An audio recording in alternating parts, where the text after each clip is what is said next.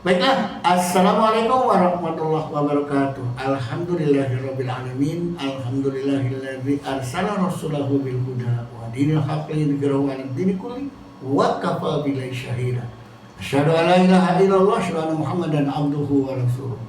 Allahumma shalli wa sallim wa barik ala Muhammad wa ala alihi wa sahbihi ajmain, amma ba'du. Para pemirsa, kita masih bersama Radio LSK 107,9 FM, ya, juga bersama jemaah pengajian Sunan Gunung Jati. Masih bersama dengan Dewan Dakwah Islamiyah Indonesia Kota Cirebon, Ustadz Suparno. Para pemirsa sekalian, ya, ini di bagian yang ke-16, ya, melanjutkan tadi berkaitan dengan bagian yang ke-15, yaitu apa yang kita minta kepada Allah, doa apa? Ya, doa apa yang kita minta? Mohon apa kepada Allah? Bermacam-macam nih permintaan mungkin kan. Kalau orang yang sakit-sakitan minta cepat sembuh. Kalau orang yang lagi dikejar hutang minta cepat lunas. Orang yang belum dapat jodoh minta jodoh, orang yang nganggur saja minta kerjaan. Nah, macam-macam persoalannya. Tapi di dalam sholat permintaan semacam itu ya ada juga permintaan yang lain nanti di ujung sholat itu. Ya, ada permintaan. Nah, sekarang apa sih permintaannya? Permintaan yang kita minta itu bukan maunya sendiri. Allah sudah kasih tahu, kalau engkau mengabdi kepadaku, engkau minta kepadaku, iyyaka na'budu wa iyyaka nasta'in, apa yang kau minta itu, ya, mintalah. Minta apa? Nah, ini Allah yang kasih tahu, yang melalui firman-Nya, wahyunya. Kalau kalian mau minta, yaitu minta jalan yang lurus. Iyyaka na'budu wa iyyaka nasta'in. Kepadamu kami menyembah, kepadamu kami minta pertolongan. Apa? Minta apa? Nah, di sini mintanya ihdinas siratal mustaqim. Tunjukilah kami jalan yang lurus. Jangan kemudian diplesetkan ada orang yang nyinyir, wah, apa itu Islam? Agama apa? Agama gak lurus, gak bener. Buktinya masih minta jalan yang lurus aja. Berarti sementara ini jalannya gak lurus, bengkok, gak bener. Ya, gak tahu ini orang tanya kayak begini tuh pertanyaan apa? Pertanyaan asal ceplok endok, tapi tidak direnungkan dulu, dipikirkan dulu. Kita lagi ngomong apa? Kan belum selesai. Ihdinas siratal mustaqim. Apa sih mintanya? Minta jadi orang benar, orang lurus, orang baik-baik, orang yang berpenampilan tidak banyak memanipulasi, enggak jadi pembohong, tidak jadi pengkhianat, tidak jadi koruptor, tidak jadi maling. Minta benar, lurus.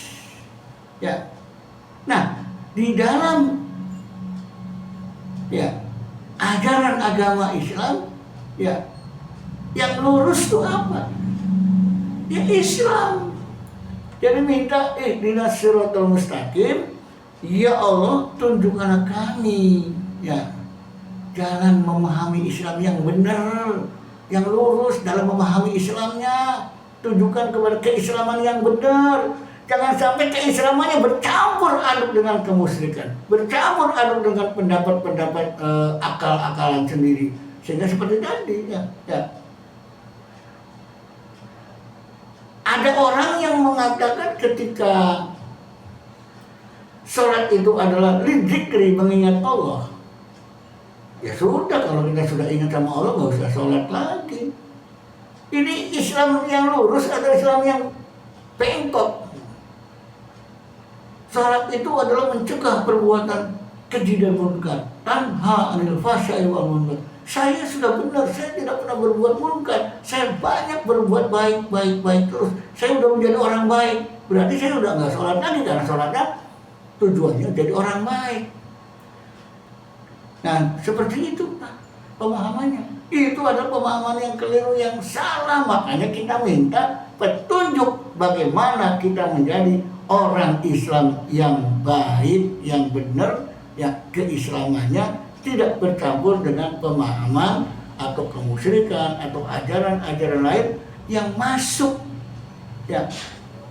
ke dalam pemahaman umat Islam, yang tanpa sadar umat Islam dibawa ke arah kesalahpahaman di dalam memahami Islam, gagal paham, salah paham, kurang paham.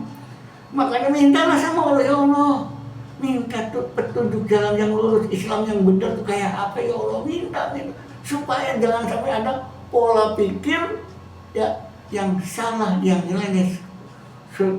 Ya, kalau merasa diri sudah hebat, sudah paham Islamnya, sudah paham Al-Quran dan sebagainya, kemudian ya dia mengatakan, oh kalau begitu ya begini, ya kan Qurannya ngomong begitu. Nah, disinilah kesalahpahaman di dalam memahami Islam. Kita minta petunjuk bagaimana berislam yang baik. Begitu. Para pemirsa jamaah sekalian Radio LSK, ya di mana saja berada, mudah-mudahan kita tetap ya dalam pola pikir bagaimana kita ini berupaya menjadi orang Islam yang baik. Ihdinas siratal mustaqim.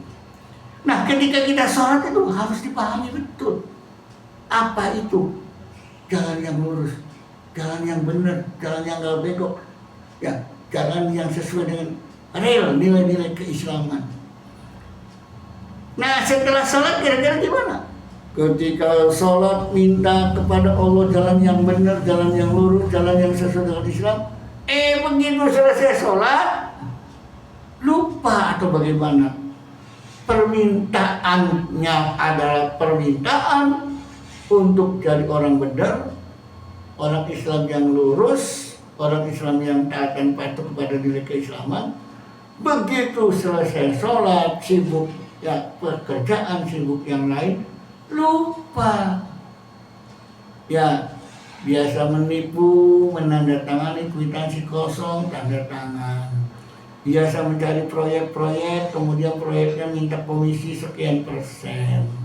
Biasa bagaimana ingin mendapatkan jabatan dengan ngasih duit, ya ingin dapat kursi jabatan pakai duit dilaksanakan. Padahal dia sholat.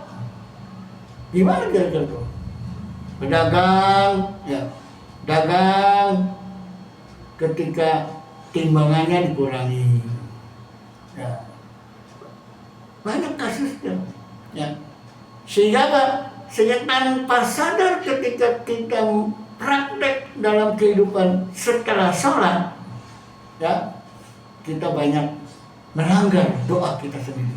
Minta doa jalan yang lurus, tapi mencari rezekinya banyak mendapatkan rezeki dari cara-cara batil, cara-cara haram, ya cara yang tidak benar, mendapatkan uang, mendapatkan pekerjaan, mendapatkan proyek, mendapatkan apa, dan itu dia kebiasa, nggak nyadar bahwa apa rezeki yang dia dapatkan kemudian dia berikan nafkah kepada anak istrinya, keluarganya, apakah akan menjadi berkah, apakah menjadi istri soleha dan anak-anaknya menjadi anak yang soleh dan soleha, apakah anak menjadi benar.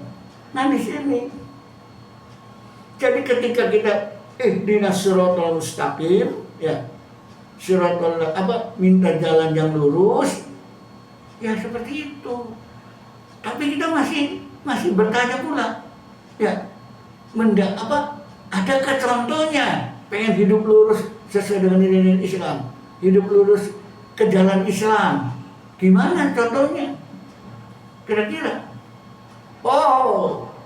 Allah sudah ngasih tahu, kalau ente manusia hambaku yang baik, yang soleh dan soleha, kalau pengen jadi ya, orang yang berpihak kepada jalan yang lurus, berpihak kepada Islam sebagai satu ajaran yang benar, maka Allah ngasih caranya, yaitu lihat tuh orang-orang yang telah sukses dulu menjadi pahlawan-pahlawan Islam, pejuang-pejuang Islam, para ustadz-ustadz, kiai-kiai, tokoh-tokoh, ulama-ulama, sahabat-sahabat, sampai kepada para nabi. Mereka itulah orang-orang yang telah lurus jalannya dalam kehidupan. Orang lurus. Siapa mereka? Siratal ladzina an'amta alaihim. Wah, luar biasa tuh ya. Luar biasa. Jadi kalau mau benar keislaman kita menjadi orang yang lurus, tidak bengkok, ikuti para pahlawan-pahlawan pejuang Islam dulu. Jangan mengikuti siapa? Ini kebalikannya nih. Jangan kau ikuti ghairil maghdubi alaihim waladhdallin. Jangan ikuti mereka, orang-orang yang telah maghdub. Ya. Siapa yang maghdub itu? Ya, informasi maghdub menurut Rasulullah adalah mereka yaitu Yahudi dan Nasrani. Ya. Kenapa? Karena Yahudi dan Nasrani itu adalah mendapat wahyu Taurat dan Injil dari Allah, wahyu Allah, tapi kemudian harusnya menegakkan keesaan, menegakkan tauhid, hanya Tuhan satu di muka bumi ini, tidak ada Tuhan-Tuhan yang lain. Yahudi dan Nasrani kemudian memasukkan Uzair sebagai anak Allah. Kemudian Nasrani memasukkan Nabi Isa, Yesus Kristus sebagai anak Allah. Nah, disinilah menurut Rasulullah maghdub itu yaitu Yahudi dan Nasrani. Maghdubi alaihim waladhdallin. Jangan menjadi orang-orang yang dolim, orang yang tersesat, orang-orang yang nggak benar, orang-orang yang jalannya bengkok, begitu. Jadi kita ini meniru semangat kepahlawanan orang-orang baik yang berjasa, yang banyak mengabdi dan berbakti untuk Allah, untuk di jalan Allah, untuk menegakkan kebenaran, menegakkan nilai-nilai ajaran Allah, itulah an'amta alaihim. Kita jangan ikuti golongan maghdubi alaihim waladhdallin. Nah, kira-kira kondisi situasi di mana saja berada manusia itu pasti ada kecenderungan kepada yang hak dan yang batil. Cenderungan kepada ingin mengamalkan nilai-nilai ketuhanan agama, dan ada kecenderungan kepada dia itu menjauh, mengingkari dan melaksanakan nilai-nilai ajaran di luar agama semaunya, sehingga buat sistem sendiri, buat aturan sendiri, sehingga aturan itu sendiri banyak konfrontasi bertentangan dengan nilai-nilai kemanusiaan pada umumnya. Nah, disitulah kira-kira kalau kita sebagai sebagai anak bangsa, sebagai anak bangsa,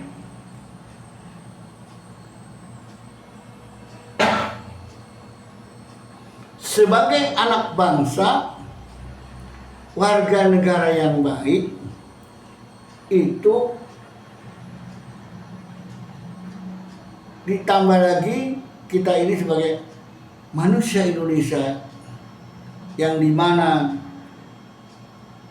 merumuskan dasar negara para tokoh-tokoh dulu yang kemudian tercetus pada tanggal 1 Juni nama Pancasila sebagai dasar negara, karena dirumuskan, para ahli merumuskan dasar negara, kemudian diberi nama Pancasila. Nah, dari Pancasila ini kira-kira gimana?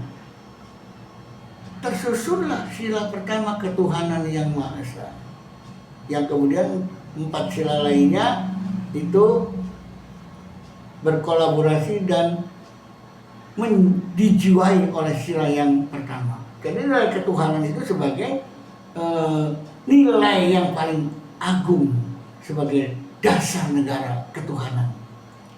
persis ya seperti di dalam Undang-Undang Dasar 45 pasal 29 ayat 1, negara berdasarkan atas ketuhanan yang Maha Esa. Nah di sini negara berdasarkan ketuhanan yang Maha Esa. Nah, karena negara berdasarkan ketuhanan yang Maha Esa, bagaimana kita menjadi warga negara yang baik? Tentunya warga negara yang baik adalah warga negara yang taat dan patuh kepada ajaran agamanya dan taat dan patuh kepada aturan pemerintah, selagi aturan pemerintahnya tentunya tidak bertentangan dengan nilai-nilai ketuhanan, nilai-nilai Pancasila.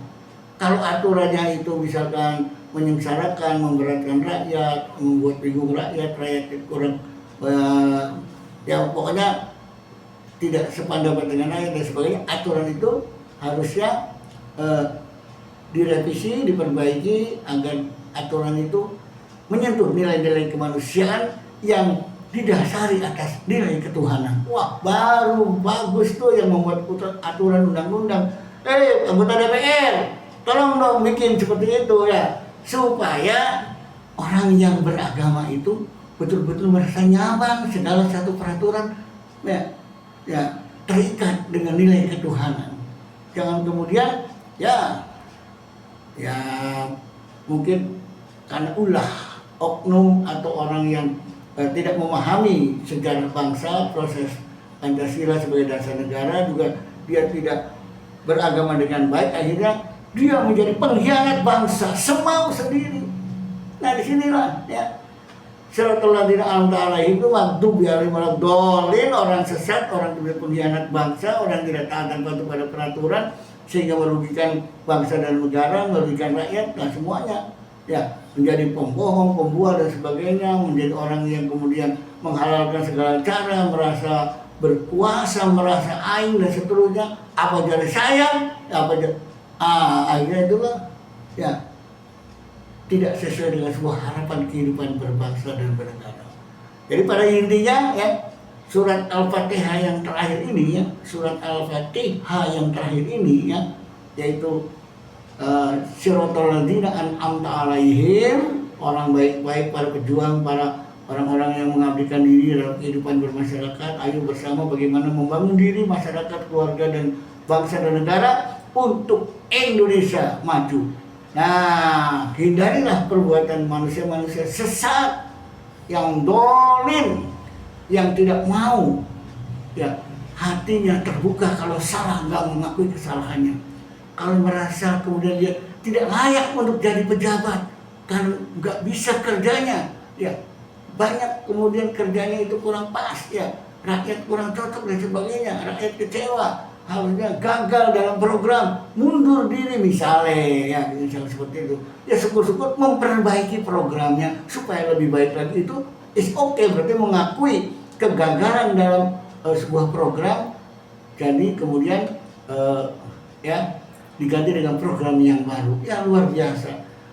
Itulah spirit semangat ya, dimana kita sebagai orang yang beriman, yang sholat, yang memohon kepada Allah dengan sholatnya agar menjadi manusia-manusia pejuang kebenaran, manusia-manusia yang berupaya jangan sampai ada perkembangan kemaksiatan, kedurhakaan dan sebagainya dalam masyarakat. Semua itu harus ditiadakan. Ciptakan rasa aman dan nyaman. Falyabudu rabb hadzal bait. Ajak wahai para aparatur, pemimpin bangsa, para tokoh-tokoh masyarakat dan semuanya ya, para ahli dan ilmu pengetahuan, para cerdik pandai, ajak masyarakatnya untuk beribadah. Ya, datang ke tempat ibadah, ajak beribadah supaya nyaman hati ketika masuk tempat ibadah, merasa nyaman ketika taat dan patuh dalam beribadah. Sehingga apa?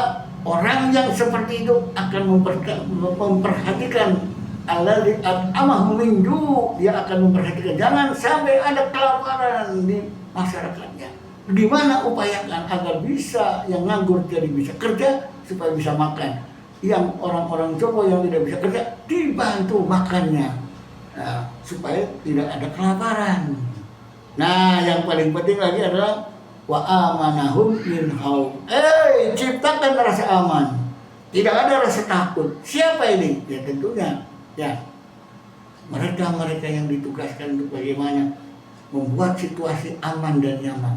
Ya, mungkin ya ini bukan sekedar tugas dari TNI Polri saja, Satpol PP dan lain sebagainya, tapi tugas kita semua masyarakat kerjasama dengan aparatur negara, TNI Polri dan Satpol PP untuk bagaimana menciptakan ketertiban dan keamanan.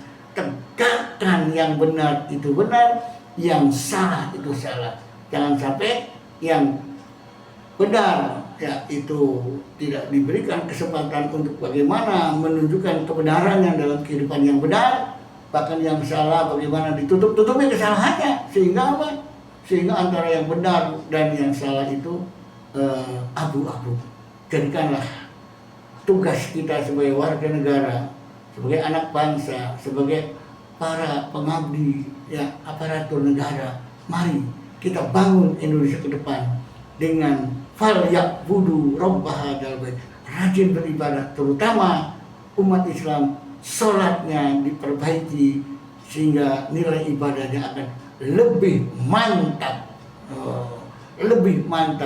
sehingga terciptalah pribadi-pribadi yang mi'rajul mukminin dengan sholatnya yang baik, sholatnya terkendali, as-sholatu mi'rajul mukminin, meningkatlah semangat imannya membara di dalam dadanya karena terbina dengan sholatnya. Demikian barangkali para nabinya. Mohon maaf kami dari keluarga besar Dewan Dakwah Islamiyah Kota Cirebon yang menyampaikan semoga semangat Idul Adha, semangat pengorbanan terus kita wujudkan dalam kehidupan.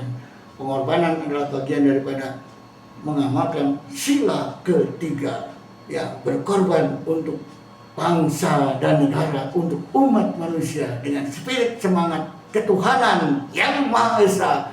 Spirit sila ketiga, ya sila ketiga disepiriti dengan nilai sila yang pertama, semangat ketuhanan yang Maha Esa, semangat ilahiyah. Demikian kurang lebihnya kami mohon maaf ya.